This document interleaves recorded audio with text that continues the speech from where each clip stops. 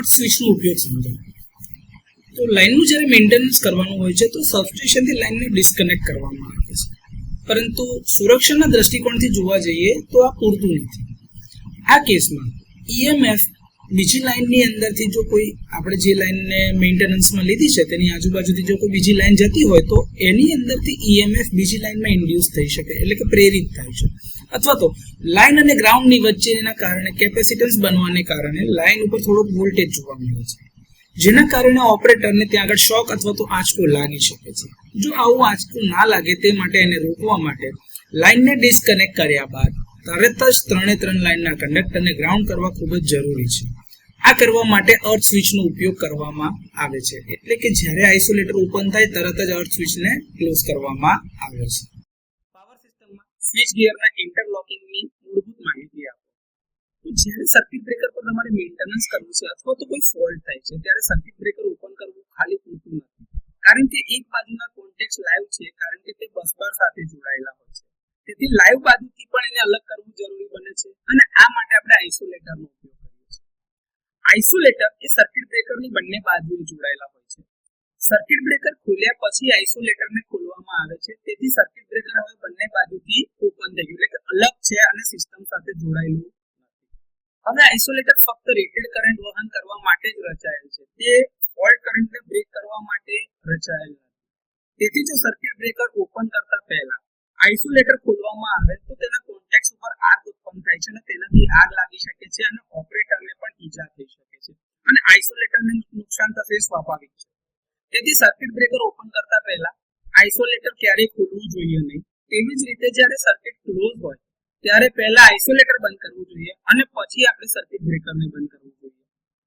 જો અર્થ સ્વિચને પણ ઓપન કરવાનું હોય અથવા તો એને ઓપરેટ કરવાનું હોય તો તે સર્કિટ બ્રેકર અને આઇસોલેટર ઓપન કર્યા પછી ક્લોઝ કરવા જોઈએ અને સર્કિટ બંધ કરતી વખતે પહેલા અર્થ સ્વિચ ઓપન કરવી જોઈએ, નહીં તો જે કંઈ બી હશે બધો જ પાવર સીધો અર્થમાં જશે. અને અર્થ સ્વિચ ઓપન થાય પછી આઇસોલેટર ક્લોઝ કરવાનું અને પછી તમારે બ્રેકરને બંધ કરવાનું હોય છે. આ ઇન્ટરલોકિંગની વ્યવસ્થા જેવી રીતે કરવામાં આવે છે કે બ્રેકર બંધ હોય ત્યારે આઇસોલેટર ખોલી ના શકાય અને આઇસોલેટર ઓપન સ્થિતિમાં હોય ત્યારે બ્રેકર બંધ ના થઈ શકે.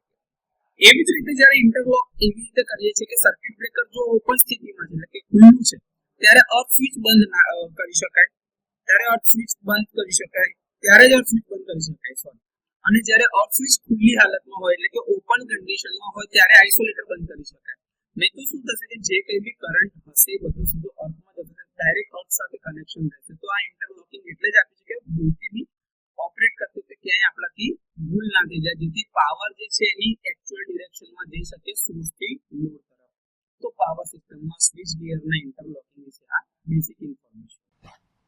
સર્કિટ બ્રેકર, આઇસોલેટર અને અર્થ સ્વિચ ખોલવા અને બંધ કરવાનો ક્રમ લખો. જો આવો સવાલ પૂછાય તો એના માટે જ્યારે પણ તમારે સર્કિટ ઓપન કરવી હોય ત્યારે સૌથી પહેલા સર્કિટ બ્રેકર ઓપન કરો, કેમ કે સર્કિટ બ્રેકર એ તમારી ઓન લોડ સ્વિચ છે, એટલે જ્યારે તમારો લોડ ચાલુ હશે ત્યારે સર્કિટને બ્રેક કરવા માટે બ્રેકર હશે. બ્રેકર ઓપરેટ થાય એટલે કે બ્રેકર ઓપન થાય ત્યાર પછી બંને બાજુથી આઇસોલેટર ઓપન કરો. આઇસોલેટર ઓપન કર્યા બાદ જો અર્થ સ્વિચ આપવામાં આવેલ હોય તો અર્થ સ્વિચને ક્લોઝ કરો, જેથી કરીને બંને પોલ ઉપરનો રેસિડ્યુઅલ ચાર્જ સીધો અર્થ થઈ જશે, જેથી ઓપરેશન અથવા તો મેન્ટેનન્સ કરતી વખતે કોઈ જાતની તકલીફ પડે નહીં અને ફોલ્ટ ઇઝીલી ક્લિયર થાય. બંધ કરતી વખતે સૌથી પહેલા અર્થ સ્વિચને ઓપન કરો, આઇસોલેટરને ક્લોઝ કરો અને ત્યારબાદ બ્રેકરને ક્લોઝ કરો. ફ્યુઝ અને સર્કિટ બ્રેકર વચ્ચેના તફાવતના 4 મુદ્દાઓ લખો. ફ્યુઝ અને સર્કિટ બ્રેકર. ફ્યુઝ જે છે એ થર્મલ અને વિદ્યુત ગુણધર્મો ઉપર કાર્ય કરે છે, જ્યારે સર્કિટ બ્રેકર જે છે એ સ્વિચિંગ સિદ્ધાંત ઉપર અને ઇલેક્ટ્રોમેગ્નેટિઝમના સિદ્ધાંત ઉપર કામ કરે છે. ફ્યુઝ જે છે એ ઓવરલોડનો કોઈ સંકેત અથવા તો કોઈ સિગ્નલ આગળથી આપતું નથી, જ્યારે સર્કિટ બ્રેકરની મદદથી ઓવરલોડના સિગ્નલ આપવામાં આવે છે. ફ્યુઝનો ઉપયોગ ફક્ત એક જ વાર કરી શકાય છે અને એકવાર એ ઉપયોગમાં લીધા બાદ એ મેલ્ટ થઈ જાય છે, ત્યાર પછી તેનો ફરીથી ઉપયોગ કરી શકાતો નથી, જ્યારે સર્કિટ બ્રેકરનો ઉપયોગ ઘણી વખત કરી શકાય છે. ફ્યુઝ એ ફક્ત ઓવરલોડ સામે રક્ષણ આપે છે, જ્યારે સર્કિટ બ્રેકર જે છે ઓવરલોડ તેમજ શોર્ટ સર્કિટ બંને વખતે રક્ષણ આપે છે. ફ્યુઝ એ ખાલી ફોલ્ટી પરિસ્થિતિઓને શોધે છે અને ફોલ્ટને દૂર કરી શકે છે, જ્યારે સર્કિટ બ્રેકર ફક્ત ફોલ્ટની કેસમાં ઓપરેટ થાય છે અને એનું ઓપરેટિંગ સિગ્નલ રિલે દ્વારા આપવામાં આવે છે. સર્કિટ બ્રેકરની સાપેક્ષે ફ્યુઝની બ્રેકિંગ ક્ષમતા ઓછી છે, જ્યારે સર્કિટ બ્રેકરની બ્રેકિંગ ક્ષમતા ખૂબ જ ઊંચી છે. ફ્યુઝનું કામ ઓપરેશન જે છે એ ઓટોમેટિક જ છે, એને મેન્યુઅલ ઓપરેટ કરી શકાતું નથી, જ્યારે સર્કિટ બ્રેકરને મેન્યુઅલ તેમજ ઓટોમેટિક બંને રીતે ઓપરેટ કરી શકાય છે. ફ્યુઝનો ઓપરેટિંગ સમય તમે સેટ કરી શકતા નથી. એનો મતલબ એ છે કે ભાઈ તમે જે ગેજનો વાયર એકવાર વાપર્યો છે એના આધારે કરંટનું મેગ્નિટ્યુડ જેવું બદલાશે અથવા તો જેટલું વધારે છે એ પ્રમાણેનો ઓપરેટિંગ ટાઈમ બદલાશે. સર્કિટ બ્રેકરનો ઓપરેટિંગ ટાઈમ તમે બહારથી સેટ બી કરી શકો છો રિલેની અંદરમાં એનું સિગ્નલ આપીને, અને એનો ઓપરેટિંગ ટાઈમ પણ ઓછો હોય છે. એ પણ કરંટના મેગ્નિટ્યુડ પર જ આધારિત છે. ફ્યુઝની કિંમત ઓછી છે, જ્યારે સર્કિટ બ્રેકર ખૂબ જ ઊંચી કિંમત ધરાવે છે.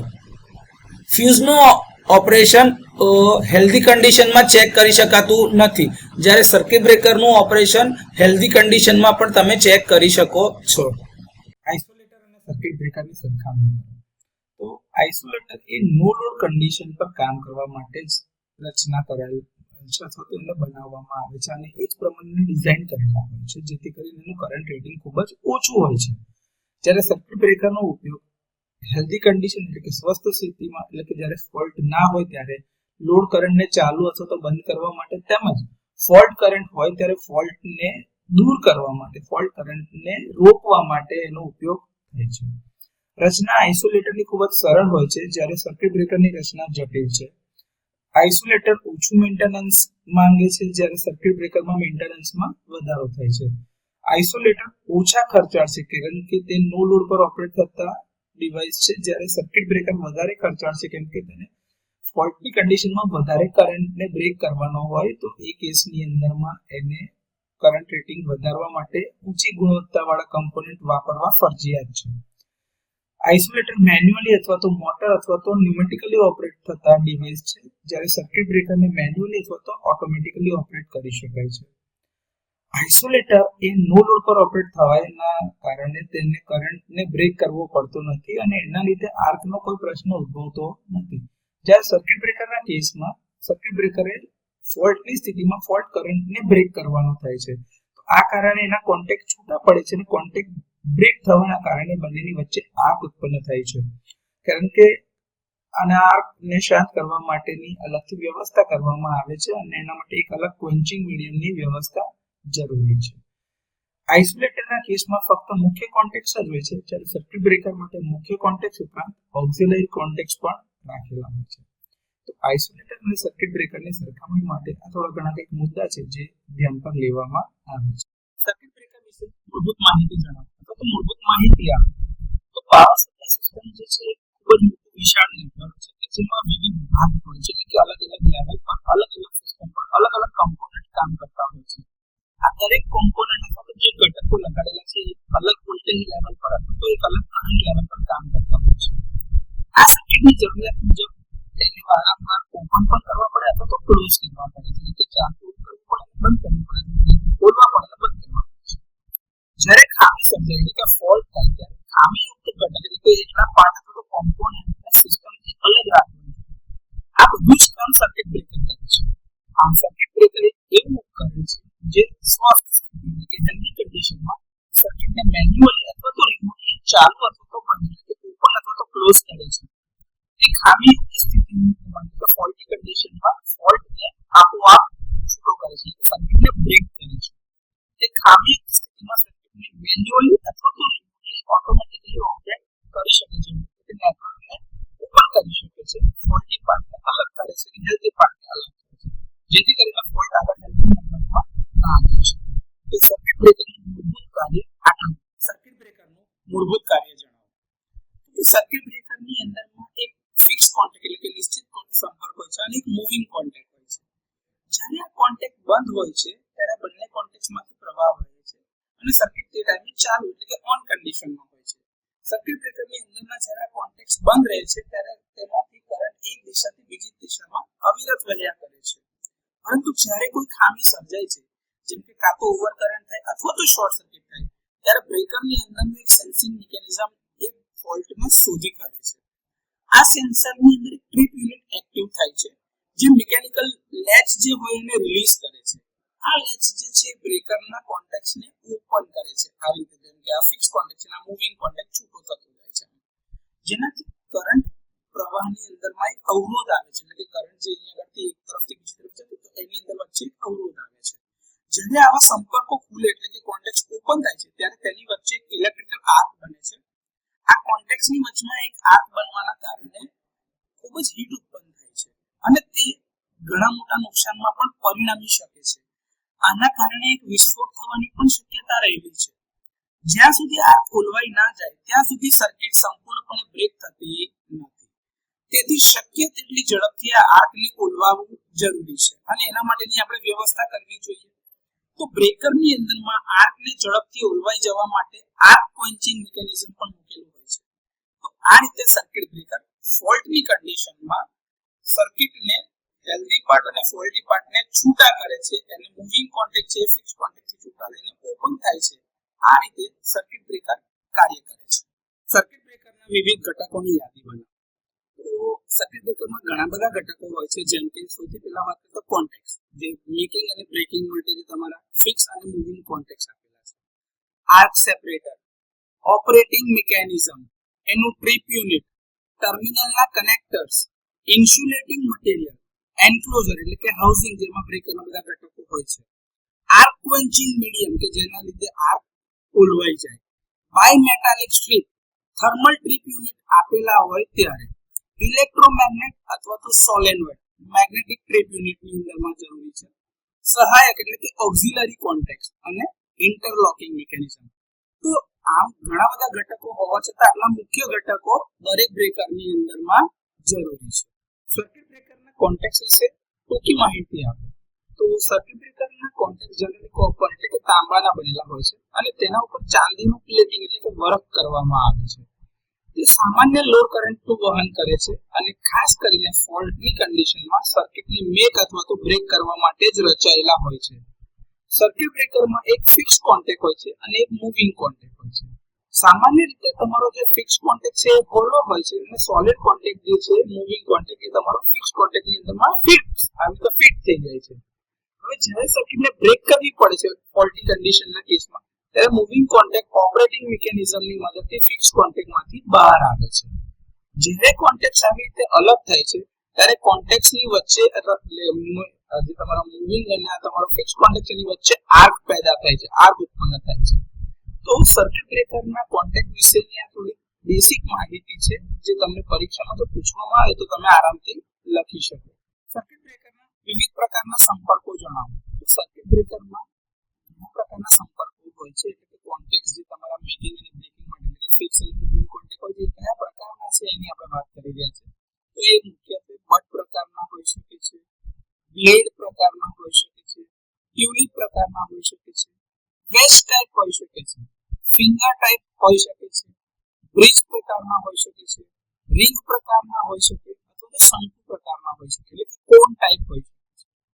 આ બધા પ્રકારના સંપર્કોને આપણે હવે ડિટેલમાં સમજવાના છે, પરંતુ જો એમને પરીક્ષામાં એવું પૂછવામાં આવે કે ફક્ત સર્કિટ બ્રેકરના પ્રકારો જણાવો તો તમે આટલા નામ યાદ રાખવાના છે અને લખવાના છે, તો તમને પરીક્ષાની અંદરમાં આસાની રહેશે.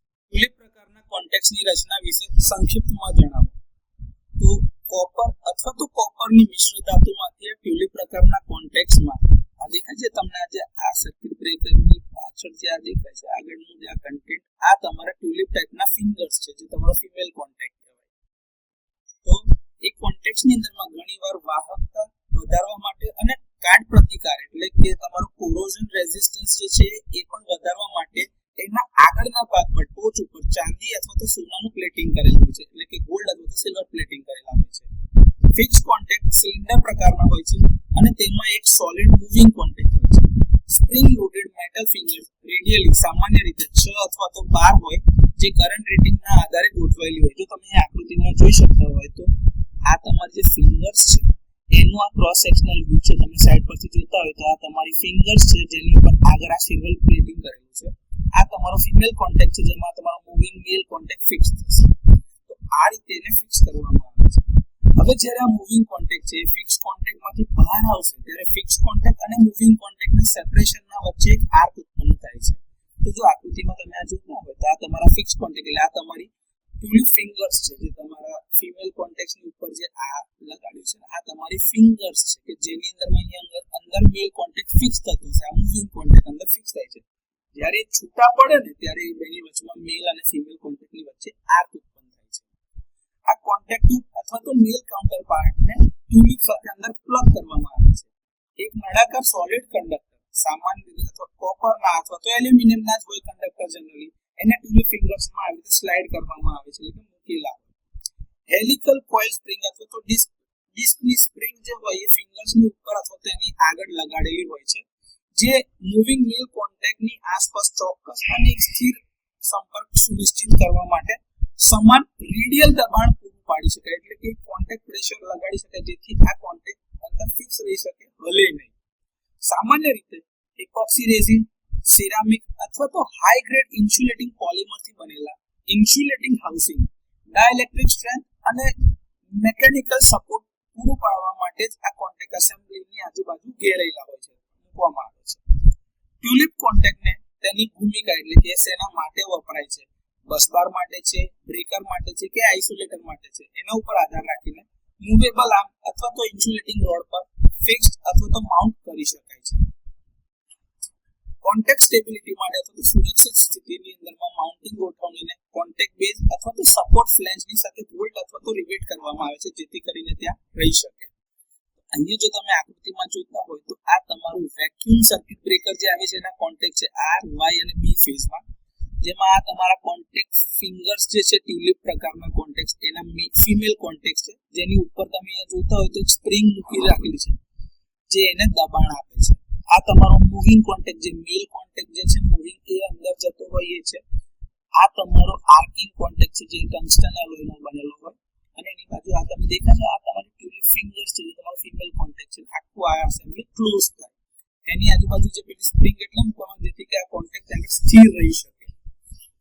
આકૃતિમાં તમે જોતા હોય તો આ તમારો આ મેઇન કોન્ટેક્ટ બોક્સ છે જ્યાં તમારો ફિક્સ કોન્ટેક્ટ માઉન્ટ કરેલો છે, એને નટથી બાંધેલો છે, પાછળ આ કોપરનો કંડક્ટર મૂકેલો છે. તો આ રીતની અરેન્જમેન્ટ ટ્યુલિપ પ્રકારના કોન્ટેક્ટ્સની સર્કિટ બ્રેકરમાં વાપરવામાં આવે છે.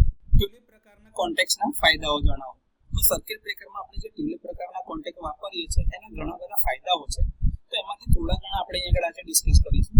પહેલું છે સેલ્ફ અલાઇનિંગ ક્ષમતા, એટલે કે જાતે થોડી પણ ખોટી ગોઠવણી હોય તો પણ સરળ જોડાણ થવા દે છે, કારણ કે તમારો જે મૂવિંગ કોન્ટેક્ટ એટલે જે મેલ કોન્ટેક્ટ છે એ તમારા ફિમેલ કોન્ટેક્ટની અંદરમાં ઇઝીલી ફિટ થવાનો છે અંદર જ, તો એની સાથે સ્ટ્રોંગ કનેક્શન થવાનું જ છે. ત્યાં આગળ ઓછો કોન્ટેક્ટ રેઝિસ્ટન્સ, એના લીધે જ કાર્યક્ષમ રીતે એટલે કે એફિશિયન્ટલી કરંટનું વહન સુનિશ્ચિત કરે છે, એટલે કે કનેક્શન ફિક્સ રહે છે, કારણ કે એની આજુબાજુ તમે જુઓ તો તમારા ફિમેલ કોન્ટેક્ટ એની આજુબાજુ સર્કમફરન્સ એટલે કે રેડિયલી એની આજુબાજુ ફિક્સ છે, એટલે કે તમે જો આખા એના પરિઘ ઉપર જ છે અને અંદર તમારો ફિક્સ તમારો જે મૂવિંગ કોન્ટેક્ટ છે તમારો મેલ કોન્ટેક્ટ એ આવી રીતે જવાનો છે.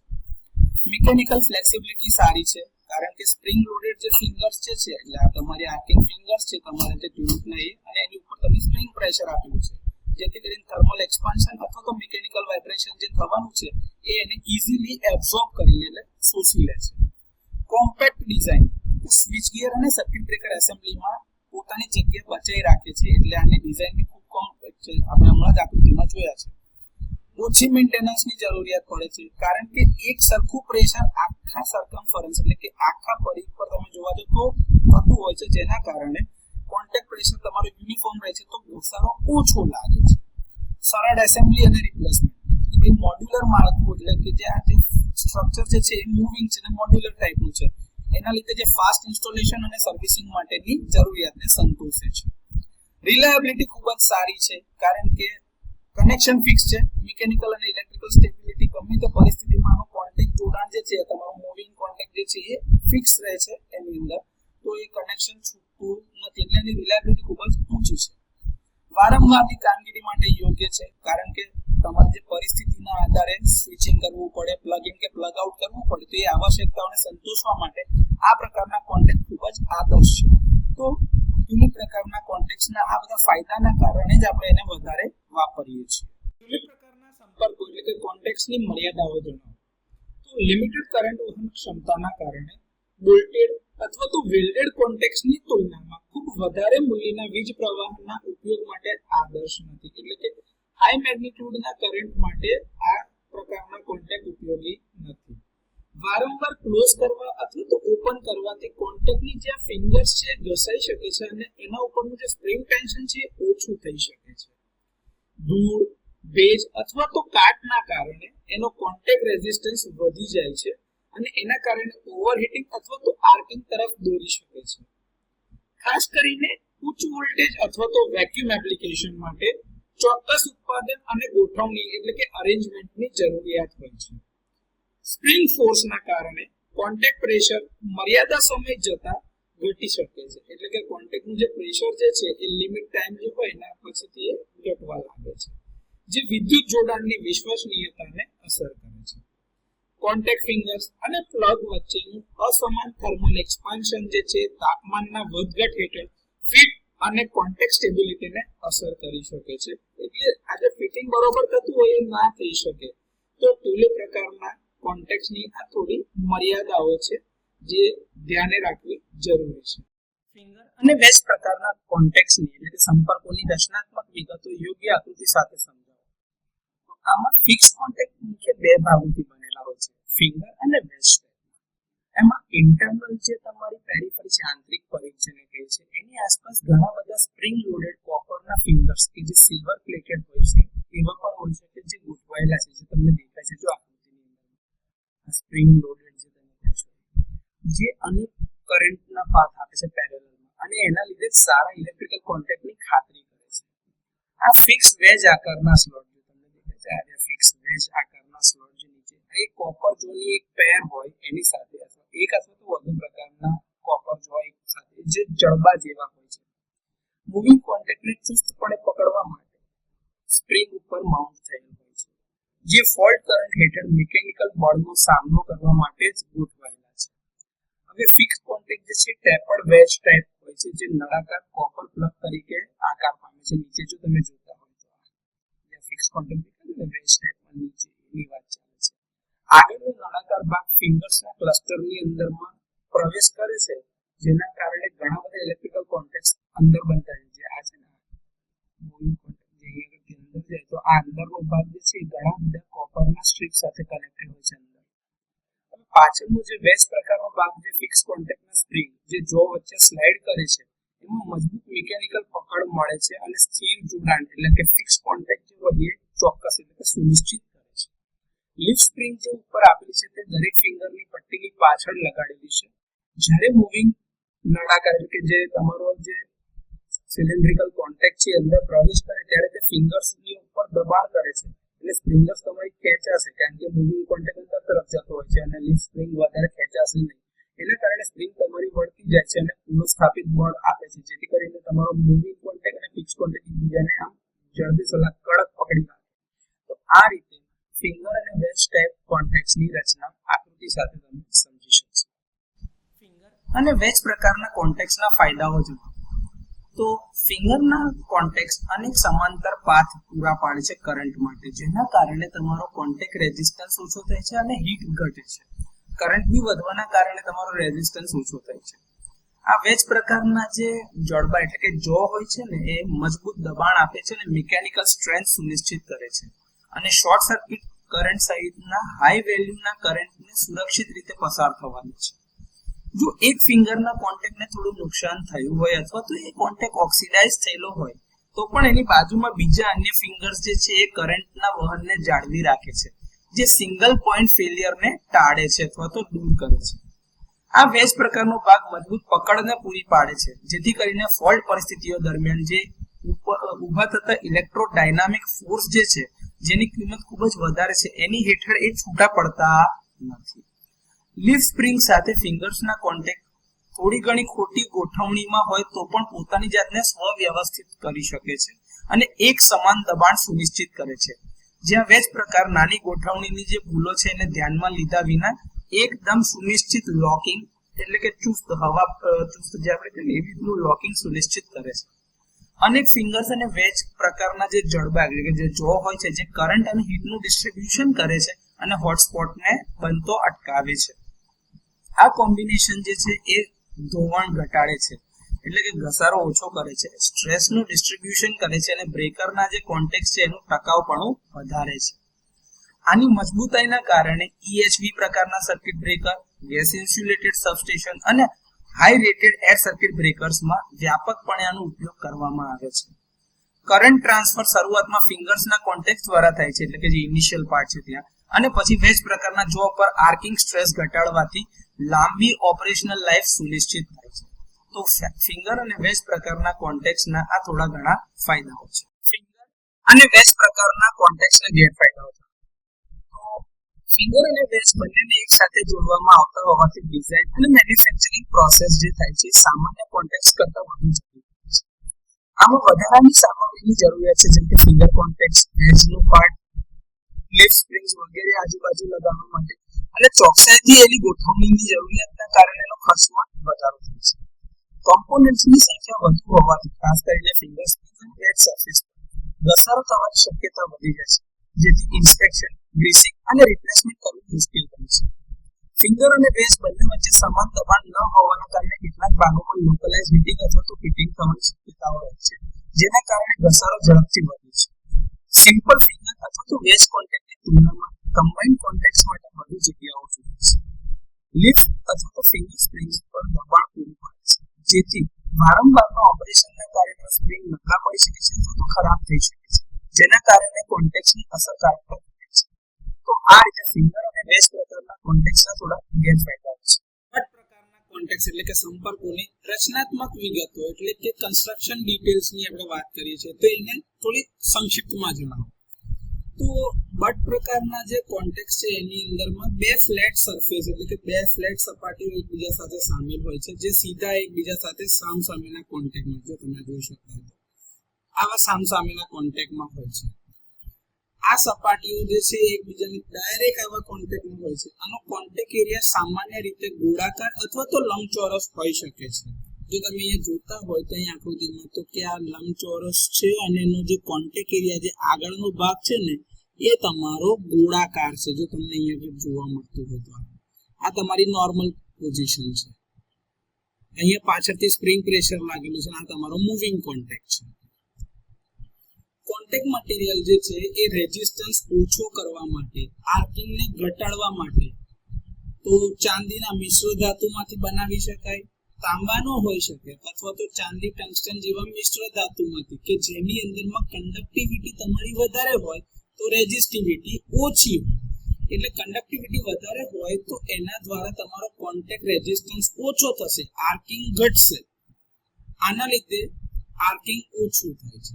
એમાં સપાટીની ઉપર આર્ક રેઝિસ્ટન્સ અલોય પણ સામેલ કરવામાં આવે છે.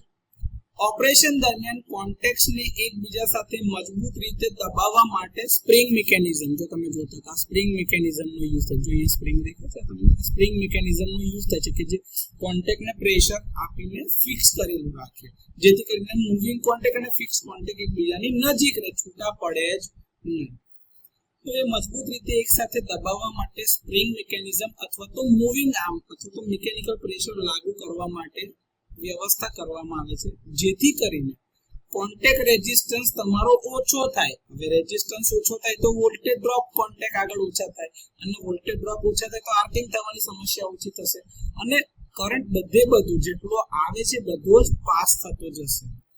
એક કોન્ટેક્ટ તમારો જે છે આ ફિક્સ કોન્ટેક્ટ છે. જો તમે જોતા હોય તો આ ફિક્સ કોન્ટેક્ટ છે અને આ તમારા મૂવિંગ કોન્ટેક્ટ છે. જો જોતા હોય તો આ તમારો ફિક્સ કોન્ટેક્ટ છે, આ તમારો મૂવિંગ કોન્ટેક્ટ છે કે જે પોતાની જગ્યા બદલતું જશે. એ મૂવિંગ કોન્ટેક્ટ જે છે એને મૂવિંગ હેન્ડલ અથવા તો એવા મિકેનિઝમ ઉપર માઉન્ટ કરવામાં આવે છે કે ઓપરેશન દરમિયાન એ ખુલે કાં તો બંધ થાય, પોતાની જગ્યા બદલી શકે. મૂવિંગ કોન્ટેક્ટ, ફિક્સ કોન્ટેક્ટ એની જગ્યા પર જ રહેવાનો છે, મૂવિંગ કોન્ટેક્ટ એની જગ્યા બદલી શકે. આ બંને કોન્ટેક્ટ્સને બાકીના સર્કિટથી અલગ કરવા માટે અથવા તો જ્યારે શોર્ટ સર્કિટ થાય ત્યારે એને દૂર કરવા માટે, એટલે કે આ બંનેને કોઈ જાતની અસર ના થાય એના માટે ઇન્સ્યુલેટિંગ સપોર્ટ પર માઉન્ટ કરેલા હોય છે. દેખાય છે તમને? આ એનો ઇન્સ્યુલેટિંગ સપોર્ટ છે. એવો અહીં આગળ મૂવિંગ કોન્ટેક્ટનો ઇન્સ્યુલેટિંગ સપોર્ટ છે. એટલે બેની વચમાં ઇન્સ્યુલેશન છે, જેથી કરીને શોર્ટ સર્કિટ થશે નહીં. હવે જ્યારે આ કોન્ટેક્ટ એકબીજાથી અલગ થાય છે ત્યારે આર્ક ઉત્પન્ન થશે, એ સ્વાભાવિક છે. અને આ આર્ક જે ઉત્પન્ન થાય છે એને ઓછો કરવા અથવા તો એનું નિયમિત સંચાલન કરવા માટે ઘણીવાર આર્ક સેપરેટર એટલે કે ચાપ વિભાજક ચાપ વિભાજકને જ કહેવાય છે આર્ક સેપરેટર, આર્કને ઓછો કરવા માટે, અથવા તો ક્વેન્ચિંગ ચેમ્બર કે જે આર્ક ઓલવાઈ જાય એની સાથે ઉપયોગમાં લેવામાં આવે છે. તો બટ પ્રકારના કોન્ટેક્ટ વિશેની આ થોડી કન્સ્ટ્રક્શન ડિટેલ્સ છે. બટ પ્રકારના સંપર્કોના ફાયદા જણાવો. તો ઘણા બધા ફાયદાઓ છે, એમાંથી આપણે થોડાક પર જ વાત કરવાના છે, જેમાંના અમુક છે. એક તો સરળ બાંધકામ રચના, એટલે કે એની કન્સ્ટ્રક્શન ડિઝાઇન ખૂબ જ સિમ્પલ છે અને એટલા માટેનું ઉત્પાદન એટલે કે પ્રોડક્શન કરવું હોય કાં તો એને જોઈન્ટ એટલે કે એસેમ્બલ કરવા હોય તે સરળ પડે છે. ટ્યુલિપ અથવા તો ફિંગર ટાઈપના જે કોન્ટેક્ટ છે જેમાં વધુ જટિલ ડિઝાઇનની તુલનામાં ઓછા મિકેનિકલ ભાગોના કારણે એક ખર્ચ અસરકારક એટલે કે કોસ્ટ ઇફેક્ટિવ ઓછો ખર્ચો થાય છે. કોમ્પેક્ટ ડિઝાઇન સામાન્ય રીતે ઓછા અને મધ્યમ વોલ્ટેજ સર્કિટ બ્રેકર્સ માટે યોગ્ય છે, જ્યાં જગ્યા ઓછી છે કે જ્યાં જગ્યા બચાવવી મહત્વપૂર્ણ છે. તો એવી જગ્યા પર આપણે બટ ટાઈપના કોન્ટેક્ટ વાપરી શકીએ છીએ. એમાં યોગ્ય પ્રારંભિક કોન્ટેક્ટ સરફેસ એરિયા પ્રદાન કરે છે, જેના પરિણામે સ્વચ્છ અને યોગ્ય રીતે ગોઠવેલા હોય ત્યારે એકદમ ઓછો કોન્ટેક્ટ રેઝિસ્ટન્સ ઓફર કરે છે એટલે કે આપે છે. તો બધો જ કરંટ સરળતાથી પાસ થઈ જાય. હવે આ બંને જે કોન્ટેક્ટ સરફેસ જે સામસામે સીધા સંપર્કના કારણે અને ઝડપી ક્લોઝિંગ પ્રક્રિયાના કારણે બંધ કરતી વખતે આર્કનો સમયગાળો થોડો ઘટાડી શકાય છે. તો બટ પ્રકારના સંપર્કો કે જે આપણે સર્કિટ બ્રેકર માટે વાપરીએ છીએ એના થોડા ઘણા ફાયદા. બટ પ્રકારના સંપર્કોના ગેરફાયદાઓ જણાવો. તો ઘણા બધા ગેરફાયદાઓ છે જેમાં આપણે થોડાક વાતચીત કરવાના છે. એમાં ઉચ્ચ પ્રવાહના ઉપયોગ માટે તે આદર્શ નથી, કારણ કે લિમિટેડ કોન્ટેક્ટ સરફેસના કારણે તે વધુ ગરમ થઈ શકે છે. આપણે જ્યારે એમાં એડવાન્ટેજ એટલે ફાયદાની વાત કરી ત્યારે પણ કીધું હતું કે બટ પ્રકારના કોન્ટેક્ટ લો અથવા તો મીડિયમ વોલ્ટેજ સર્કિટ બ્રેકર માટે જ ઉપયોગી છે અને એટલે જ કહીએ છીએ કે એની કરંટ કેરિંગ કેપેસિટી લિમિટેડ છે, જેના કારણે એ ઊંચા એટલે કે હાઈ વેલ્યુ ઓફ કરંટ માટે ઉપયોગી થતા નથી. આર્ક ફોર્મેશન અને ઓપરેશન દરમિયાન મિકેનિકલ અસરના કારણે સંપર્ક સપાટી એટલે જે કોન્ટેક્ટ સરફેસ છે એ ઝડપથી ક્ષીણ એટલે કે ઘસાતા જાય છે, કારણ કે તેમાં વધારે ઘસારો થાય છે. હવે સંચિત ઓક્સિડેશન અથવા તો કાર્બન સંચયના કારણે કોન્ટેક્ટ રેઝિસ્ટન્સ વધારી શકે છે અથવા તો કોન્ટેક્ટ રેઝિસ્ટન્સ વધી જાય છે, કારણ કે એને સાફ કરવાની કોઈ પ્રક્રિયા નથી અથવા તો સ્વ સફાઈ નબળી છે, પોસિબલ થતી નથી, જેના કારણે કોન્ટેક્ટ રેઝિસ્ટન્સ વધે તો આર્ક થવાના ચાન્સીસ વધી જાય છે અને આમાં કરંટ કેરિંગ કેપેસિટી ઘટતી જાય છે. હવે ખોટી ગોઠવણી અથવા તો જે સંપર્ક જે છે એકબીજા સાથે મેચ ના થતા એટલે મિસઅલાઇનમેન્ટ કહેવાય, એના કારણે રેઝિસ્ટન્સ ઓછો થાય છે અને આર્કિંગ તરફ દોરી શકે છે. આથી એની જે અલાઇનમેન્ટ છે, જે ગોઠવણી છે, યોગ્ય હોવી મહત્વપૂર્ણ છે.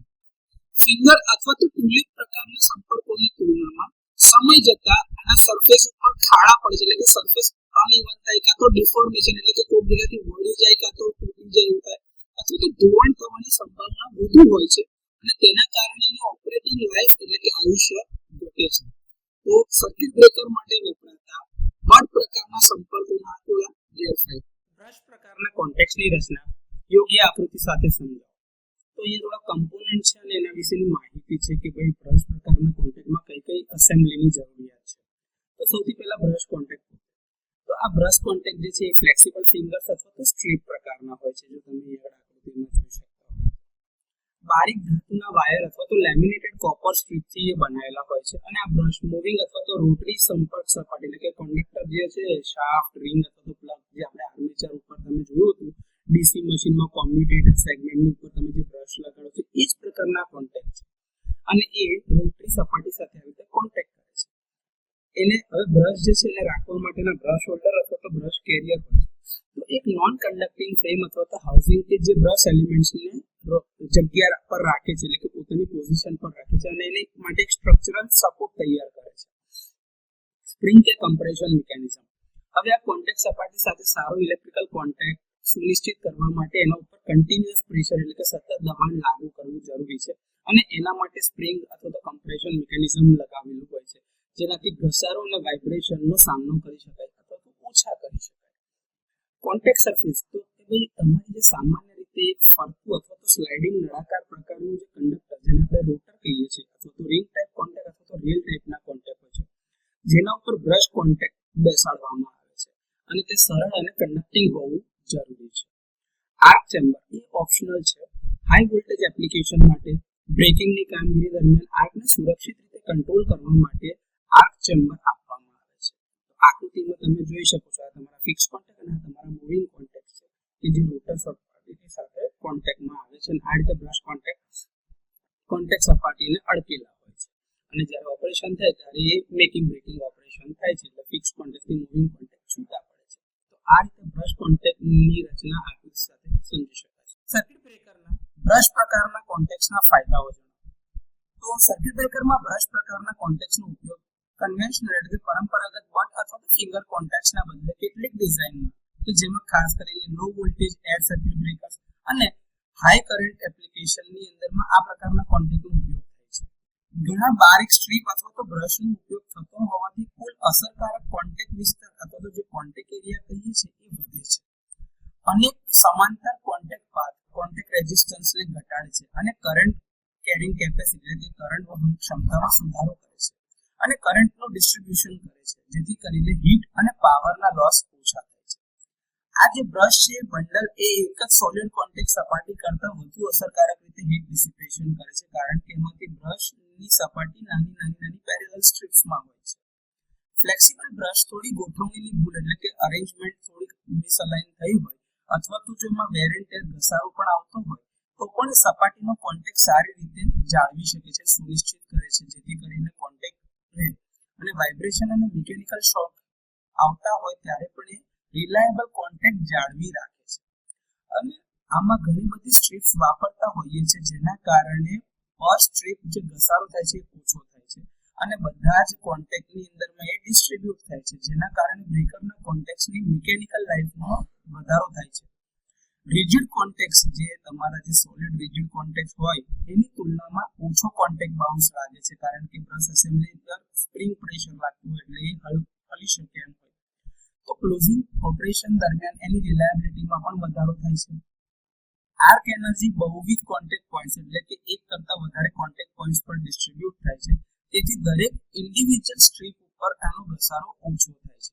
તો સર્કિટ બ્રેકરની અંદરમાં વપરાતા બ્રશ પ્રકારના કોન્ટેક્ટ્સના થોડા ફાયદાઓ છે. સર્કિટ બ્રેકરના બ્રશ પ્રકારના કોન્ટેક્ટ્સના ગેરફાયદા. તો સાદા બટ અથવા તો ફિંગર કોન્ટેક્ટની તુલનામાં તેમની ડિઝાઇન અને ઉત્પાદન જે કરવામાં આવે છે એટલે કે મેન્યુફેક્ચરિંગ એ વધુ જટિલ છે. વધારે પડતા મટીરિયલ કારણ કે આમાં તાંબાની પટ્ટીઓ ફ્લેક્સિબલ એસેમ્બલી અને એના હોલ્ડર ને બધું બનાવવાનું હોય છે અને આ બધી વાહક પટ્ટીઓની ચોક્કસ પ્રકારની અરેન્જમેન્ટ માટે મેન્યુફેક્ચરિંગ પ્રોસેસ અને ખર્ચમાં વધારો થાય છે. સમય જતાં બ્રશ ઉપર ઓક્સિડેશન કન્ટામિનેશન એટલે કે ભાઈ અલગ પ્રકારની અશુદ્ધિઓ જામવી અને લૂઝ પડવાની સંભાવનાઓ ધરાવે છે તેથી સમયાંતરે આનું ઇન્સ્પેક્શન અને સફાઈ જરૂરી છે. સતત મિકેનિકલ સ્ટ્રેસ અને હીટના કારણે બ્રશ પોતાની સ્થિતિસ્થાપકતા ગુમાવી શકે છે અથવા તો ડિફોર્મ થઈ શકે છે જે ઇફેક્ટિવ કોન્ટેક્ટ ઘટાડે છે. ફ્લેક્સિબલ બ્રશ સોલિડ કોન્ટેક્ટ જેટલા મજબૂત નથી તેથી તેઓ વિષમ સ્થિતિમાં ઝડપથી ઘસાઈ શકે છે. બંડલ કોન્ટેક્ટ્સને કોમ્પેક્ટ બટ કોન્ટેક્ટની તુલનામાં સર્કિટ બ્રેકરની અંદર ઘણીવાર વધુ જગ્યાની જરૂર પડે છે. કેટલાક બ્રશ અન્ય કરતાં વહેલા કરંટને બ્રેક કરી શકે છે કારણ કે કરંટ ઘણી સ્ટ્રીપ્સમાં વિભાજિત થયેલો હોય છે જેના કારણે અસમાન આર્કિંગ થાય છે અને એના કારણે લોકલ ધોવાણ અથવા તો ઘસારો પણ થઈ શકે છે. કોમ્પ્લેક્સિટી જે છે એના બનાવવામાં અને ડિઝાઇનમાં અને મેન્ટેનન્સના બધા મુદ્દાઓના કારણે આધુનિક હાઈ વોલ્ટેજ બ્રેકર્સમાં બ્રશ પ્રકારના કોન્ટેક્ટ્સ ઓછા પસંદ કરવામાં આવે છે જે આપણે બટ અથવા તો ટ્યુલિપ પ્રકારના કોન્ટેક્ટ્સ વધારે ઉપયોગમાં લઈએ છીએ એટલે કે એનું પ્રીડોમિનન્સ છે. તો આ પ્રકારે સર્કિટ બ્રેકરના બ્રશ પ્રકારના કોન્ટેક્ટ્સના ગેરફાયદાઓ સમજી. રિંગ પ્રકારના સંપર્કો એટલે કે કોન્ટેક્ટ્સની રચના યોગ્ય આકૃતિ સાથે સમજાવો. તો તાંબા અથવા તો ચાંદીના કોટેડ કરેલું તાંબાથી બનેલી રિંગ એટલે કે પોલી રિંગ કે જેની અંદર હોલો કંડક્ટર કહેવાય તેની અંદરમાં રિંગ એ સ્ટેશનરી ફિક્સ કોન્ટેક્ટ તરીકે કામ કરે છે. ઘણીવાર સ્લોટેડ અથવા તો વિભાજિત એટલે કે છૂટું થયેલું ડિસ્ટ્રીબ્યુટેડ થવાથી થોડું એક્સપાન્શન થાય જેથી મૂવિંગ કોન્ટેક્ટ સારી રીતે એની જોડે જકડાયેલો રહે. આ જે તમને આકૃતિમાં દેખાય છે તો આ તમારું ring type hollow fix contact છે અને અહીંયા આગળ આ જે એના કોન્ટેક્ટ છે એ તમારા ડિસ્ટ્રીબ્યુટ થયેલા છે અને આ તમારો મૂવિંગ કોન્ટેક્ટ જે છે એની અંદર અને આજુબાજુ આ સ્પ્રિંગ છે જેના કારણે એ જકડાયેલું રહેશે. કોન્ટેક્ટ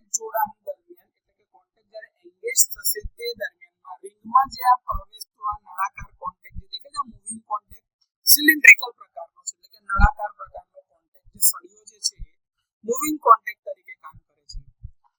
એકદમ સારું પ્રેશર તમને મળી એટલે સારા દબાણ અને વિશ્વસનીય કોન્ટેક્ટ એટલે કે રિલાયબલ કોન્ટેક્ટને સુનિશ્ચિત કરવા માટે તે સામાન્ય રીતે સ્પ્રિંગ લોડેડ આ દેખાય છે તમને આજુબાજુ બધે સ્પ્રિંગ લોડેડ એટલે કે એને દબાવે છે જકડી રાખવા માટે ને દબાવે છે.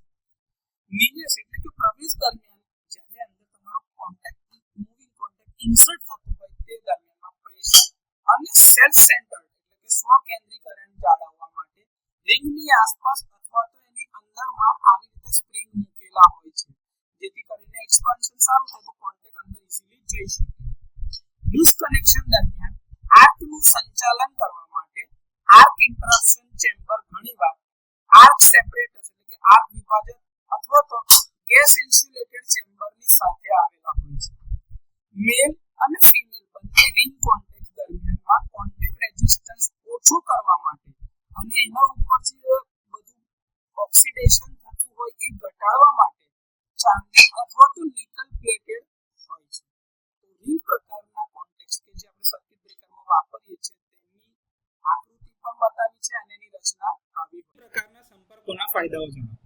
તો ઘણા બધા ફાયદાઓ છે પરંતુ સર્કિટ બ્રેકર માટે વપરાતા રિંગ પ્રકારના કોન્ટેક્ટ્સમાં ફાયદાઓ અહીંયા થોડા જે લખે છે આજે એના ઉપર થોડી ચર્ચા કરીશું. તો એક તો ગોળાકાર એટલે કે 360 ડિગ્રી રચનાના કારણે એક સમાન કરંટ ડિસ્ટ્રીબ્યુશન થાય છે એટલે કે એક બેલેન્સ કરંટ ફ્લો થાય છે બધી જગ્યા પર જેના કારણે કોઈ પણ જગ્યા પર હોટસ્પોટ ક્રિએટ થતા નથી એટલે કે કોઈક જગ્યાએ વધારે ગરમ હોય કોઈક જગ્યાએ ઓછું એટલે કે કોઈક જગ્યાએ વધારે કરંટ કોઈક જગ્યાએ ઓછો કરંટ એ બધો પ્રોબ્લેમ આમાં થતા નથી અને એના જ કારણે એની એફિશિયન્સીમાં સુધારો કરવાની એ ખાતરી આપે છે. મલ્ટિપલ કોન્ટેક્ટ પોઈન્ટ જો તમે આકૃતિમાં જોયો તો એક કરતા વધારે જગ્યા પરથી કોન્ટેક્ટ થતો હોય છે અને સરફેસ એરિયા પણ ખૂબ જ મોટો છે જે હાઈ કરંટ માટે વિશ્વસનીય એટલે કે રિલાયબલ ઇલેક્ટ્રિકલ કોન્ટેક્ટ પ્રદાન કરે છે. આ જે રિંગ સ્ટ્રક્ચર જે છે આ માળખું જે છે એ સ્વકેન્દ્રીકરણ એટલે કે સેલ્ફ સેન્ટ્રિક અને મૂવિંગ કોન્ટેક્ટના અલાઇનમેન્ટને આપમેળે માર્ગદર્શન આપે એટલે કે ભાઈ દિશા આપતું જાય છે જેથી કરીને તમારી અરેન્જમેન્ટ પ્રોપર થાય જેના કારણે જે ખોટી ગોઠવણી એટલે કે એરેન્જમેન્ટ કોન્ટેક્ટ મિસઅલાઇનમેન્ટના લીધે જે પ્રોબ્લેમ થતા હોય એ સમસ્યાઓ ઘટાડે છે. યુનિફોર્મ આકાર એટલે કે રિંગ સ્ટ્રક્ચર જે છે બધી જગ્યાએથી એક સરખો આકાર ધરાવે છે એના કારણે આર્ક ઇન્ટરપ્શન જે થતું હોય એ વધુ નિયંત્રિત એટલે કે કંટ્રોલ થાય છે અને ઇન્ટરપ્શન ઝડપી પણ બને છે. આ રિંગની અંદરમાં જે સ્પ્રિંગ મૂકેલા હોય છે બધી બાજુએથી એક સમાન દબાણ એટલે કે પ્રેશર લાગુ પડે છે જેના કારણે એની પકડ ખૂબ જ સુનિશ્ચિત થાય છે એકદમ મજબૂત અને એને કોન્ટેક્ટ રેઝિસ્ટન્સ ઓછો પણ કરે છે. સામાન્ય રીતે ગેસ ઇન્સ્યુલેટેડ સ્વિચ ગિયર એટલે કે GIS પ્રકારના જે સબસ્ટેશન હોય છે જે ઇન્ડોર સબસ્ટેશન કહેવાય એમાં અને મેટલ એન્ક્લોઝડ સિસ્ટમ હોય તેમાં આ પ્રકારના સંપર્કો ઉપયોગમાં લેવાય છે કારણ કે તે હાઈ વોલ્ટેજ અથવા તો હાઈ કરંટ ઉપર હાઈ પરફોર્મન્સ આપે છે અને એની જરૂરિયાત સંતોષે છે. સ્ટેશનરી એટલે કે સ્થિર જે કોન્ટેક્ટ પ્રેશર જે આપવાનું હોય એ અને યુનિફોર્મલી તમારું જે ફોર્સ ડિસ્ટ્રીબ્યુટ થયેલું હોય એના કારણે ઘસારો ઓછો લાગે છે અને ધોવાણ ઓછું થાય છે જેથી કરીને આ પ્રકારના સંપર્કો લાંબા સમય સુધી ઓપરેટ થાય છે એટલે કે એની ઓપરેટિંગ લાઈફ સારી હોય છે. એન્વેલોપ પ્રકારનું જે સ્ટ્રક્ચર હોય છે જે ક્લોઝિંગ દરમિયાન મિકેનિકલ બાઉન્સ ઓછો કરે છે જેના કારણે ઓપરેશન સ્થિરતા મળે છે. તો રિંગ પ્રકારના સંપર્કોના આ થોડા ફાયદાઓ છે. રિંગ પ્રકારના સંપર્કોની મર્યાદાઓ જણાવો. તો બટ અને ફિંગર કોન્ટેક્ટ્સની તુલનામાં આની રચના વધુ જટિલ છે જેમાં ચોક્કસ ઉત્પાદન અને એસેમ્બલીની જરૂર પડે છે કારણ કે એની અંદરમાં એક સ્ટેશનરી રિંગ કંડક્ટર છે અને મલ્ટિપલ કોન્ટેક્ટ્સ અને મલ્ટિપલ સ્પ્રિંગ્સ મૂકેલા છે. તો જટિલતા અને મટીરીયલ એટલે કે મલ્ટિપલ સ્પ્રિંગ અને મલ્ટિપલ કોન્ટેક્ટ ફિંગર્સના કારણે રિંગ પ્રકારના સંપર્કો સામાન્ય રીતે વધુ ખર્ચાળ હોય છે. જોકે અમુક હદ સુધી એ સ્વકેન્દ્રિત પદ્ધતિથી ચાલતા હોવા છતાં ઘસારો તો લાગે જ છે અને અયોગ્ય સંપર્ક ટાળવા માટે તમારે સચોટ એક્સિયલ મૂવમેન્ટ જોઈએ કેમ કે ફિક્સ કોન્ટેક્ટ જે છે એ તો ફિક્સ જ છે પણ મૂવિંગ કોન્ટેક્ટ તમારે એની એક્સિયલ મૂવમેન્ટ થવાની છે એના માટે તમારે એને યોગ્ય રીતે અલાઇન કરવું પડે. ગોળાકાર માળખું હોવાના કારણે અને સ્પ્રિંગની ગોઠવણીના કારણે કોન્ટેક્ટો સરળ પ્રકારના હોવા છતાં પણ જગ્યા વધારે રોકે છે કારણ કે એ રેડિયલી સ્પ્રેડ થયેલા હોય છે અને રેડિયસના લીધે બધી બાજુ એક સરખી જગ્યાઓ રોકતા જાય છે. મલ્ટિપલ કમ્પોનન્ટ્સ અને તેની બંધ રચનાના કારણે એક તો ઇન્સ્પેક્શન કરવાનું, બીજું રિપ્લેસમેન્ટ કરવાનું અને જરૂર પડે તો મેન્ટેનન્સ કરવાનું ખૂબ જ જટિલ છે. જો યોગ્ય રીતે ગોઠવાયેલા અથવા તો લ્યુબ્રિકેટ ન હોય તો મૂવિંગ કોન્ટેક્ટના એન્ટ્રી અને એક્ઝિટ એટલે કે જ્યાંથી મૂવિંગ કોન્ટેક્ટ તમારું એક્શન મૂવમેન્ટની સ્ટાર્ટિંગ કરે છે અને પાછું જાય છે ત્યાં સુધીના જે પોઈન્ટ્સ છે એ બિંદુઓ પર લોકલ ઘસારાનો એને અનુભવ કરવો પડે છે. વારંવાર પ્લગ ઇન અથવા તો પ્લગ આઉટ જ્યાં આગળ કરવું પડતું હોય એવી ડિઝાઇન માટે, એવી પ્રકારના ઉપયોગ માટે એને અલગથી ડિઝાઇન જો ના કરવામાં આવે તો એ બધી પરિસ્થિતિમાં આ પ્રકારના કોન્ટેક્ટ આદર્શ હોતા નથી. તો રિંગ પ્રકારના સંપર્કોની આટલી મર્યાદાઓ છે થોડી, જો પરીક્ષામાં પૂછાય તો લખી શકાય. સર્કિટ બ્રેકરમાં ઇન્સ્યુલેશન વિશે સંક્ષિપ્તમાં જણાવો અથવા તો માહિતી આપો. તો એવું કહે છે કે સર્કિટ બ્રેકરની અંદરમાં એકદમ સેફ ઓપરેશન સુનિશ્ચિત કરવા એટલે કે સુરક્ષિત કામગીરી સુનિશ્ચિત કરવા માટે લાઈવ ભાગ કે જે કરંટ લઈ જતા હોય, કરંટનું વહન કરતા હોય તેવા ભાગને ગ્રાઉન્ડેડ ભાગ અને એકબીજાથી એટલે કે બીજા લાઈવ ભાગથી એકબીજાથી અલગ કરવા માટે ઇન્સ્યુલેશન પૂરું પાડવામાં આવે છે. બ્રેકરને સામાન્ય ઓપરેટિંગ વોલ્ટેજ તો સહન કરવાના જ છે, પરંતુ તે ઉપરાંત ઓવર વોલ્ટેજ એટલે કે સ્વિચિંગ સર્જ, લાઇટનિંગ સર્જ એટલે કે વીજળીના જે ઝટકા આવતા હોય એનો પણ સામનો કરવો પડે છે. તો તેથી વિશ્વસનીય ઇન્સ્યુલેશન આપવું ખૂબ જ મહત્વપૂર્ણ બની જાય છે. સર્કિટ બ્રેકરનો ઉપયોગ કયા વોલ્ટેજ લેવલ પર કરવાનો છે એના આધારે એનું ઇન્સ્યુલેશન નક્કી કરવામાં આવે છે અથવા તો પૂરું પાડવામાં આવે છે. ઓઇલ સર્કિટ બ્રેકરની અંદરમાં ક્વેન્ચિંગ મીડિયમ તરીકે તો ઓઇલ વપરાય છે, પરંતુ ઓઇલનો બીજો ઉપયોગ ઇન્સ્યુલેશન આપવા માટે પણ થાય છે. પોર્સેલિનનો ઉપયોગ ઇન્સ્યુલેશન તરીકે પણ કરી શકાય છે. ટૂંકમાં સર્કિટ બ્રેકરમાં ઇન્સ્યુલેશન સામાન્ય અને અસામાન્ય બંને વોલ્ટેજ લેવલ પર જે તણાવ એને લાગતો હોય એટલે કે જે સ્ટ્રેસ પડે છે એનો સામનો કરીને ડાઇલેક્ટ્રિક સેપરેશન એટલે કે બંને વચ્ચે ભિન્નતા રાખી કે ભાઈ કન્ડક્શન અને નોન કન્ડક્શન સ્ટેટને અલગ કરે એટલે કે ઇન્સ્યુલેટેડ પાર્ટ જે હોય એ બંને એવી રીતે મૂકવામાં જેથી લાઈવ પાર્ટ અને ડેડ પાર્ટ અથવા તો ગ્રાઉન્ડેડ પાર્ટ એકબીજાથી અલગ રહી શકે, સલામતી સચવાય અને રિલાયબિલિટી રહી શકે જેથી ફોલ્ટ ક્લિયરિંગ સરળ બની શકે. તો એ ચોક્કસ ફોલ્ટ ક્લિયરિંગ માટે આવી રીતે ઇન્સ્યુલેશન મૂકવામાં આવે છે. તો સર્કિટ બ્રેકરમાં વપરાતા ઇન્સ્યુલેશન વિશે આ થોડીક બેસિક માહિતી. સર્કિટ બ્રેકરમાં ઓપરેટિંગ મિકેનિઝમ વિશે સંક્ષિપ્તમાં જણાવો. તો સર્કિટ બ્રેકરનું ઓપરેટિંગ મિકેનિઝમ એક સિસ્ટમ છે કે જે બ્રેકરના કોન્ટેક્ટ્સને ખોલવા અને બંધ કરવા માટે જરૂરી બળ અને મૂવમેન્ટ પૂરી પાડે છે. ફોલ્ટની સ્થિતિમાં હોય કે નોર્મલ સ્થિતિમાં હોય, મેન્યુઅલી હોય અથવા તો ઓટોમેટિકલી હોય, પરંતુ ઓપરેટિંગ મિકેનિઝમ એને ઓપન અને ક્લોઝ કરવા માટેની જરૂરી બળ અને મૂવમેન્ટ પૂરી પાડવાનું કામ કરે છે. સર્કિટ બ્રેકરને ઓપરેટ કરવા માટે ઓપરેટિંગ મિકેનિઝમ જરૂરી છે. કોન્ટેક્ટ્સને ખોલવા માટે ઓપરેટિંગ મિકેનિઝમની જરૂર પડે એટલે કે ઓપનિંગ મિકેનિઝમ જોઈએ અને કોન્ટેક્ટ્સને બંધ કરવા માટે ક્લોઝિંગ મિકેનિઝમ જરૂર પડે છે. આ ઓપનિંગ મિકેનિઝમ જે હોય છે એ કાં તો સ્પ્રિંગ ઓપરેટેડ હોય અથવા તો ન્યુમેટિકલી ઓપરેટેડ હોય છે, જ્યારે ક્લોઝિંગ મિકેનિઝમ છે એ મેન્યુઅલી ઓપરેટેડ હોય, ન્યુમેટિકલી ઓપરેટેડ હોય અથવા તો મોટર ઓપરેટેડ હોઈ શકે છે. આમાં હાઈ સ્પીડ અને રિલાયબિલિટી લાવવા માટે અને કોઈ પણ જાતના ડીલે વગર ઘણી બધી કામગીરી એક સાથે થઈ શકે છે અને એક કરતા વધારે વખત ઓપનિંગ, ક્લોઝિંગ અને ઓપનિંગ એવા ઘણા તમે ચાહો એટલા ઓપરેશન કરી શકવાની ક્ષમતા ધરાવતા હોય છે. આમાં ઓપરેશન દરમિયાન સારી મિકેનિકલ સ્ટ્રેન્થ મળી રહે અને ટકાઉપણું એટલે કે સ્ટેબિલિટી જળવાઈ રહે એવું હોવું જોઈએ. તો આ રીતે સર્કિટ બ્રેકરના ઓપરેટિંગ મિકેનિઝમ વિશે વાતચીત થઈ શકે અથવા તો પરીક્ષામાં પૂછાય તો લખી શકાય. ઇન્ટરપ્ટિંગ મીડિયમના આધારે એટલે કે વિક્ષેપિત માધ્યમના આધારે સર્કિટ બ્રેકરનું વર્ગીકરણ કરો. તો સર્કિટ બ્રેકરનું વર્ગીકરણ ઇન્ટરપ્ટિંગ મીડિયમના આધારે આ નીચેની 5 કેટેગરીમાં કરી શકાય. એક છે air circuit breaker, oil circuit breaker, air blast circuit breaker, sulphur hexafluoride circuit breaker એટલે કે SF6 type circuit breaker, vacuum circuit breaker. તો આ બધા સર્કિટ બ્રેકરો પાવર સિસ્ટમમાં વપરાય છે સર્કિટને ઇન્ટરપ્ટ કરવા માટે અને આ ક્લાસિફિકેશન જે આપવામાં આવ્યું છે એ છે ઇન્ટરપ્ટિંગ મીડિયમના આધારે સર્કિટ બ્રેકરનું વર્ગીકરણ. તો પરીક્ષામાં પૂછાય ત્યારે આ 5 પ્રકાર મેઇન હોય અને એ બધાની અંદરમાં અલગ અલગ પ્રકારના સર્કિટ બ્રેકર તો એનું ક્લાસિફિકેશન આપી શકાય. સર્વિસ કન્ડિશનના આધારે અને કોન્ટેક્ટના પ્રકારના આધારે સર્કિટ બ્રેકરનું વર્ગીકરણ કરો. તો સર્વિસ કન્ડિશનના આધારે કે સર્કિટ બ્રેકર ક્યાં ઇન્સ્ટોલ કરવામાં આવે છે, બહાર ખુલ્લી જગ્યામાં કે પછી અંદર, તો એમાં ઇન્ડોર ટાઈપ સર્કિટ બ્રેકર અને આઉટડોર ટાઈપ સર્કિટ બ્રેકર હોય છે.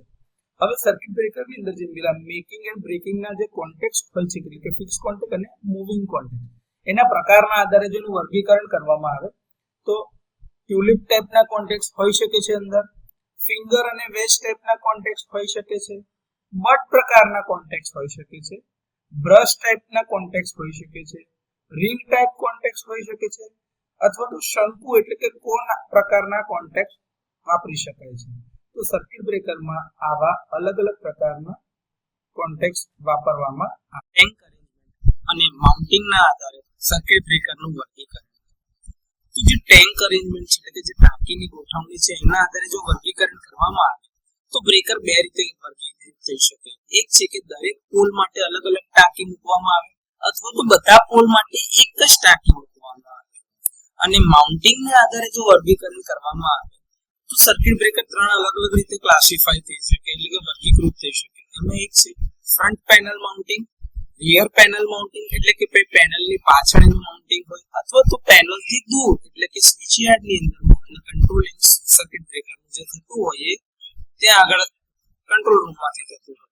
તો આ રીતે ટેન્ક અરેન્જમેન્ટ અને માઉન્ટિંગના આધારે સર્કિટ બ્રેકરનું વર્ગીકરણ થઈ શકે છે. નિયંત્રણ પદ્ધતિઓના આધારે સર્કિટ બ્રેકરનું વર્ગીકરણ.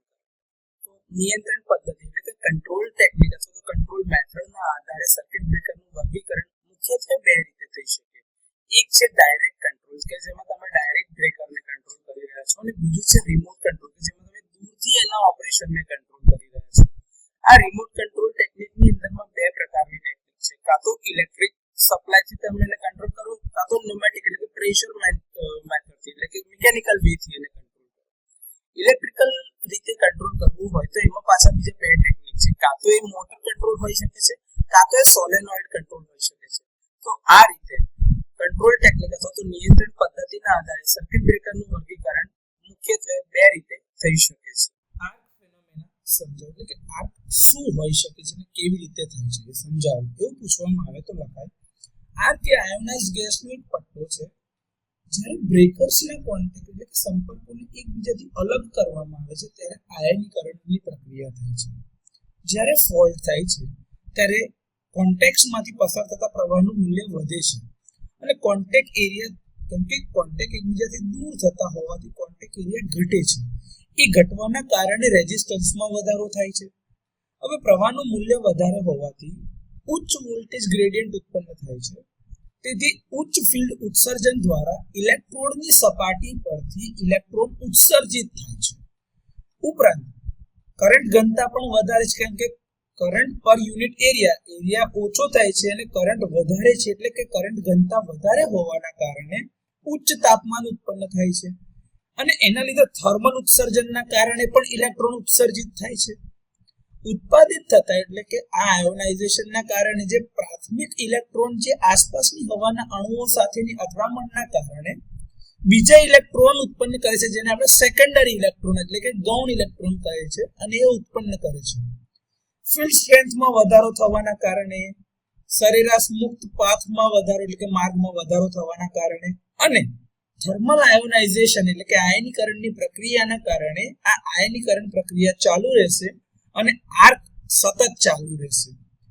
આ બધા જ વસ્તુમાં તમને એટલી જ ખબર પડવી જોઈએ કે આર્ક એટલે પ્યોરલી રેઝિસ્ટિવ પાથ છે, કેમ કે એમાં સંપર્કો છૂટા પડવાના કારણે કોન્ટેક્ટ એરિયા ઓછો થાય છે અને અવરોધમાં વધારો થાય છે. આર્ક ક્વેન્ચિંગ મીડિયમ વિશે મૂળભૂત વિગતો સમજાવો અથવા તો થોડી બેસિક માહિતી આપો. તો કે જ્યારે સર્કિટ બ્રેકર લોડ ઉપર હોય અથવા તો ફોલ્ટની પરિસ્થિતિમાં હોય અને ત્યારે આપણે એને ઓપન કરી રહ્યા હોઈએ ત્યારે એના જે કોન્ટેક્ટ છે એકબીજાથી અલગ થવાના કારણે આસપાસના વાતાવરણના આયનીકરણને કારણે ઇલેક્ટ્રિક આર્ક ઉત્પન્ન કરે છે. એટલે કે જ્યારે એના બ્રેકરમાં કરંટ વહન કરતા કોન્ટેક્ટ કે જે તમારા ફિક્સ કોન્ટેક્ટ અને મૂવિંગ કોન્ટેક્ટ એકબીજાથી અલગ થતા હોય ત્યારે આર્ક ઉત્પન્ન થાય છે. ઇન્સ્યુલેશનને પુનઃસ્થાપિત કરવા માટે એટલે કે રિસ્ટોર કરવા માટે અને કરંટના પ્રવાહને પાછો રોકવા માટે આ આર્કને ઝડપથી ક્વેન્ચ કરવો આવશ્યક છે, એટલે કે ઓલવવો જરૂરી છે. આ હેતુ માટે જે આજુબાજુમાં જે પદાર્થ વાપરવામાં આવે છે સર્કિટ બ્રેકરની અંદર, એને આર્ક ક્વેન્ચિંગ મીડિયમ તરીકે ઓળખવામાં આવે છે. ઓઇલ, એર બ્લાસ્ટ અથવા તો સલ્ફર હેક્સાફ્લોરાઇડ, વેક્યુમ, આ બધાનો ઉપયોગ ક્વેન્ચિંગ મીડિયમ તરીકે થાય છે કે જે આર્કને ઝડપથી ઓલવવામાં મદદ કરે છે. આર્ક ક્વેન્ચિંગ મીડિયમના ઇચ્છનીય ગુણધર્મોની જો વાત કરવામાં આવે તો એમાં છે ઉચ્ચ ડાઇલેક્ટ્રિક સ્ટ્રેન્થ, ઉચ્ચ થર્મલ વાહકતા, આર્ક ક્વેન્ચ થયા પછીથી ઝડપી ડીઆયનીકરણ, જેથી કરીને આર્ક ફરીથી રીસ્ટ્રાઇક ના થાય, બિનઝેરી હોવું જોઈએ અને કામગીરી દરમિયાન સ્ટેબલ એટલે કે સ્થિર રહેવું જરૂરી છે. તો આર્ક ક્વેન્ચિંગ મીડિયમ વિશે આ થોડી બેસિક માહિતી છે. આર્ક વોલ્ટેજ સમજાવો અને આર્ક ઓલવવાની પદ્ધતિઓનું વર્ગીકરણ કરો. તો આકૃતિમાં તમે જોઈ શકતા હોય તો આર્ક વોલ્ટેજ અને આર્ક કરંટ વચ્ચેનો એક સંબંધ છે. જો અહીંયા તમે જોતા હોય તો આ તમારો શોર્ટ સર્કિટ ટાઈમનો કરંટ, જેને આર્ક કરંટ આપણે કહી રહ્યા છે. આ આર્ક કરંટ આ સેમ ફેઝમાં છે. એની જોડે તમે જોતા તો જો આર્ક વોલ્ટેજ પણ એ જ ફેઝમાં છે, એટલે કે બંનેના ઝીરો ક્રોસિંગ જે છે ને એક સાથે સાથે ચાલી રહ્યા છે, એટલે કે બંને એક સાથે સેમ ફેઝમાં છે. આર્ક વોલ્ટેજ જો અગર તમારે ગણવું હોય તો એના માટેનું સૂત્ર છે E સબસ્ક્રિપ્ટમાં A, એટલે કે EMF of arc is equals to A વત્તા B ઇન્ટુ L ના છેદમાં અંડરરૂટ I, જ્યાં A અને B બંને અચળાંકો છે. EA એટલે આર્કના વોલ્ટેજ છે, L એ તમારા આર્કની લંબાઈ એટલે કે લેન્થ ઓફ ધી આર્ક કહેવાય, અને I એટલે કે આર્કનો કરંટ છે. હવે આપણાને દરેકને ખબર છે એ પ્રમાણે આર્કનો જે પાથ છે અથવા તો જે માર્ગ જે છે એ પ્યોરલી રેઝિસ્ટિવ છે. એના કારણે આર્કનો કરંટ અને આર્કના વોલ્ટેજ બંને એકબીજા સાથે સેમ ફેઝમાં રહેશે. દરેક લૂપ ઉપર તમારો આર્કની લંબાઈમાં વધારો થતો જશે. હવે આર્કની લંબાઈ વધે છે એટલે એના વોલ્ટેજમાં વધારો થાય છે, અને કોન્ટેક્ટ અલગ થાય, એટલે કે જે તમારા ફિક્સ કોન્ટેક્ટ અને મૂવિંગ કોન્ટેક્ટ એકબીજાથી અલગ પડતા જાય, એમ આર્ક વોલ્ટેજમાં પણ વધારો થતો જાય છે અને આર્કના વોલ્ટેજ વધે છે. આર્ક ઓલવવાની જે પદ્ધતિ છે એમાં બે પ્રકારની પદ્ધતિ છે, જેમાં આર્ક કરંટને તમે વિક્ષેપિત એટલે કે ઓછો કરો છો, ત્યાં આગળ એને બ્રેક કરો છો. આમાં બે પદ્ધતિ છે. એક છે હાઈ રેઝિસ્ટન્સ ઇન્ટરપ્શન, એટલે કે એમાં ખૂબ જ ઉચ્ચ પ્રતિરોધ આપીએ છીએ, એટલે કે રેઝિસ્ટન્સ ખૂબ વધારે આપીને આપણે આર્ક ઓલવીએ છીએ, જેને રિયોસ્ટેટિક ઇન્ટરપ્શન કહેવામાં આવે છે. અને બીજી પદ્ધતિ છે લો રેઝિસ્ટન્સ ઇન્ટરપ્શન, એટલે કે કરંટ ઝીરો ઇન્ટરપ્શન, કે જ્યાં રેઝિસ્ટન્સ એકદમ ઓછો એટલે કરંટ આપણે ઝીરો કરીને ત્યાં આગળ જ આપણે આર્કને ઓલવવાની કોશિશ કરીએ છીએ.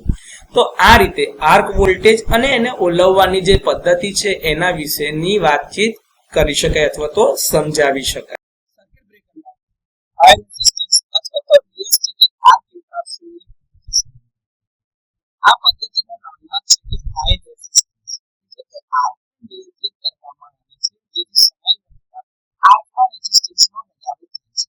હવે રેઝિસ્ટન્સ વધવાના કારણે કરંટનું મૂલ્ય ઓછું થતું જાય છે, એટલે આર્ક તમારો ટકી શકતો નથી અને આર્ક ખોલવાઈ જાય છે અથવા તો ઇન્ટરપ્ટ થાય છે.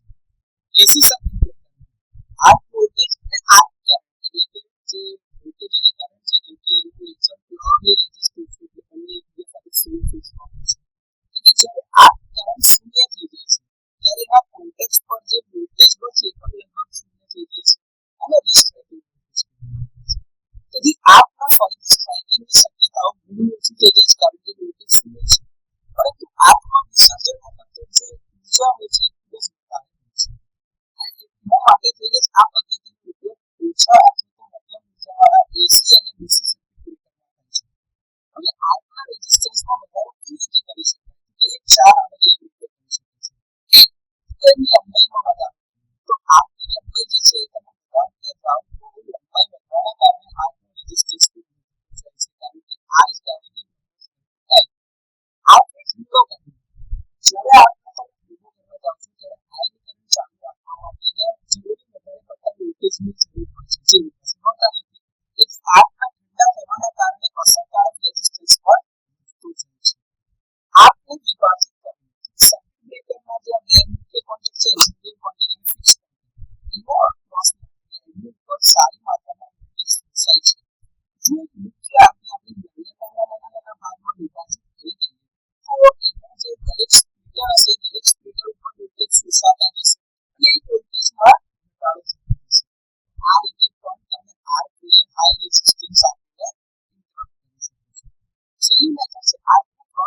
એરિયા ઘટાડવું.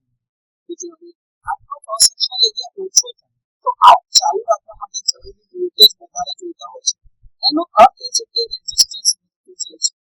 આર્કના ક્રોસ સેક્શનલ એરિયા ઘટાડવા માટે સાંકડી જગ્યામાંથી એને પસાર થવાની વ્યવસ્થા કરવામાં આવે છે અથવા ઘટાડેલા ક્રોસ સેક્શનના કોન્ટેક્સનો આપણે ઉપયોગ કરી શકીએ. નજીક આવેલી ક્રોસ સેક્શનલ એરિયા ઘટે એટલે કે તમારો રેઝિસ્ટન્સ આ રીતે સર્કિટ બ્રેકરમાં હાઈ રેઝિસ્ટન્સ